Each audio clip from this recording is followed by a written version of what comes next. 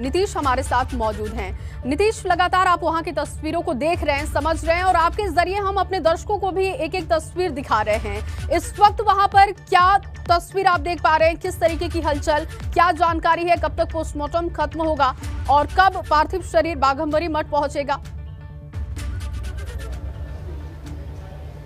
लगभग आधे घंटे का समय और रह गया है शेष और आपको हम यहाँ पर जो तैयारियां हैं वो दिखाना चाहेंगे। आप देखिए यहाँ पर पुलिस महकमा पूरी तरह से अलर्ट पर है और जो ये बागीचा आपको दिखाई दे रहा है, इस बागीचे में फूल रखे हुए हैं और इसके ठीक बगल में जो बागीचे का कॉर्नर हम कहें, यहाँ पर इस बागीचे के पास में ही जो आपको सामने बागीचा दिख रहा है, उसी बागीचे में फूल रखे हैं और ठीक इसके कोने पर यहाँ पर जहाँ पर समाधि दी जानी है वो जगह मौजूद है। और इसके साथ ही हम आपको पूरे मठ की तस्वीर दिखाना चाहेंगे कि मठ में किस तरह से यहाँ पर व्यवस्था लगातार और चुस्त होती जा रही है। आप देखिए हर ओर आपको जो सुरक्षा के जवान हैं वो मुस्तैद दिखाई दे रहे हैं। हर ओर आपको बैरिकेडिंग पूरी तरह से तगड़ी कर दी गई है, टाइट सिक्योरिटी कर दी गई है। हम आपको सबसे पहली तस्वीर यहाँ के मुख्य द्वार से दिखाना चाहेंगे, क्योंकि जब पार्थिव शरीर यहाँ पर पहुँचेगा, पार्थिव शरीर जब यहाँ पर आएगा तो उसके बाद जो लोग हैं, जो श्रद्धालु हैं, वो कहीं भीड़ ना हो जाए, वो श्रद्धालु कहीं यहाँ पर उमड़ ना जाए। लिहाजा कि आप देखिए ये सारी जो बैरिकेडिंग है ये यहाँ पर ला दी गई हैं और इसके साथ ही पुलिस का यहाँ पर जिस तरह से घेरा है, आप देखिए गेट पर यहाँ पर पुलिसकर्मी, महिला पुलिसकर्मी यहाँ पर तैनात हैं। और इसके साथ ही अब दूसरी ओर हम आपको दिखाना चाहेंगे, देखिए यहाँ पर पुलिस की टुकड़ियाँ मौजूद हैं, जो पुलिसकर्मी हैं वो भी तैनात हैं। दूसरा इसके आगे अगर बढ़ेंगे तो एक और गेट है, वहाँ पर भी पुलिसकर्मी तैनात है। और अब इस द्वार की तस्वीर हम दिखाना चाहेंगे जो इस मठ का मुख्य द्वार है।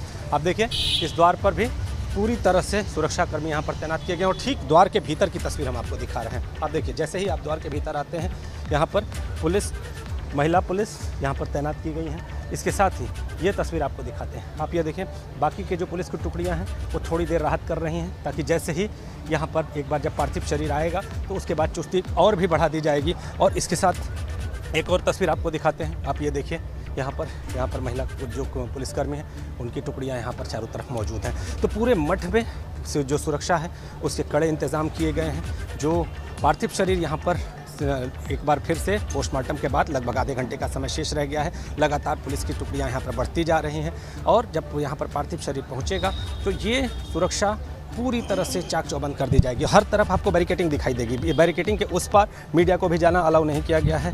जो पुलिसकर्मी है वो साफ तौर पे मना कर रहे हैं कि आप उस जगह पर ना जाइए जहां पर समाधि स्थल है। तो समाधि स्थल को अभी वहां पर पवित्र किया जा रहा है। समाधि स्थल पर पूजा की जा रही है। जो वहां पर पुजारी लोग हैं वो लोग वहां पर मौजूद हैं और जो भी यहां पर मठ के लोग हैं वो कुछ दो भागों में अगर बात करें तो कुछ लोग पोस्टमार्टम हाउस पर मौजूद हैं और कुछ लोग यहाँ पर मौजूद हैं। आप देखिए यहाँ पर आपको दिखाई देगा ये जो आपको पीछे का जो गेरुआ कलर का जो हिस्सा दिखाई देगा, वहाँ पर एक महंत है और उस कमरे में पीछे जो इस मठ के जो बटुक हैं वो मौजूद हैं। तो पूरे मठ के लोग यहाँ पर अब पार्थिव शरीर के इंतज़ार में, कुछ ही समय शेष रह गया है, बल्कि यूँ कहें कि आधे घंटे के अंदर यहाँ पर जो पार्थिव शरीर है वो पहुँच जाएगा। लोगों के दर्शनार्थ यहाँ पर पहले वो पार्थिव शरीर रखा जाएगा, फिर यहाँ से एक सजी हुई कार में माफ़ कीजिएगा कि कार का वो शव वाहन है और उस पूरे वाहन को फूलों से सजाया गया है, तिरंगा फूलों की सजावट है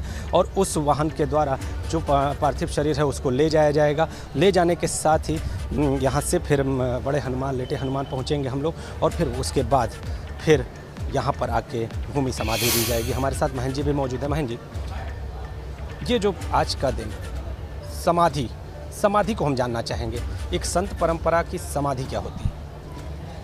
पहले तो सबसे पहले हम सब अत्यंत दुखी हैं। मैं अग्नि अखाड़ा महामंत्री हूँ, सोमेश्वरानंद ब्रह्मचारी, अखाड़ा परिषद के पूज्य अध्यक्ष श्री महंत नरेंद्र गिरी जी महाराज। तो हम सब शोक श्रद्धांजलि अर्पित करने आए। ये अत्यंत दुखद, हम सब स्तब्ध हैं। 13 अखाड़े, पूरा संत समाज की अपूर्णीय क्षति है। कहीं ना कहीं उनका हम सब पर विशेष प्रेम रहता था। हम जब भी आते थे, सारे साधु जो भी आते थे, बड़ा प्रेम रहता था। आज उनका जो साधु समाज की जो प्रक्रिया होती है, उस प्रक्रिया में आज भू समाधि है।